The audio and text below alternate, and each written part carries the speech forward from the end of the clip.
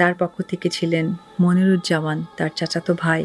এই আমাদের কয়েকজনের সম্মিলিতভাবে আমাদের আসলে বিয়েটা হয়।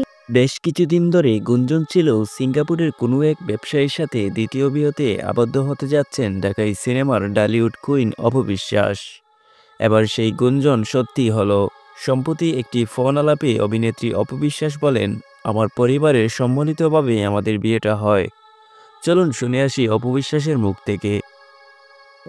এবং তার একটি কথা আমার এখনো খুবই ভালো লাগে যে অ্যাজ এ হাজব্যান্ড যতটুকু তোমাকে রেসপেক্ট করা দরকার সেটার পরিপূর্ণই আমি তোমাকে করব। ঠিক ওইভাবেই আমার বোন ছিলেন আমার হয়ে, এবং পাশাপাশি আমাদের মিডলম্যান যে উকিল বাবা থাকে, তারপরে তার পক্ষ থেকে ছিলেন মনিরুজ্জামান। এই আমাদের কয়েকজনের সম্মিলিতভাবে আমাদের আসলে বিয়েটা হয়, এবং আমার বিয়েতে অপু ইসলাম খান নামকরণটা করা হয়। গালে দেওয়ার পর তো খুব জ্বলেছে, হয়তো জীবনটাও হালকা পাতলা একটু জ্বলেই গেল। তো ওই জায়গা থেকে আমাদের বিয়েটা হয়। আমরা বিয়ে শেষ বাসরের ব্যাপারটা যেটা হয়েছিল সেইটা নিয়ে আমাদের একটা বড় প্ল্যানিং ছিল। সেই রিসর্ট আমরা বুকিং করি।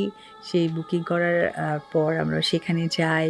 আমরা ওখানে 1 নাইট স্টে করি। প্রিয় দর্শক, অপু বিশ্বাস দ্বিতীয় বিয়ে করে ভুল করছে না ঠিক করছে? আপনার মতামত কমেন্ট বক্সে জানিয়ে দিবেন। ধন্যবাদ।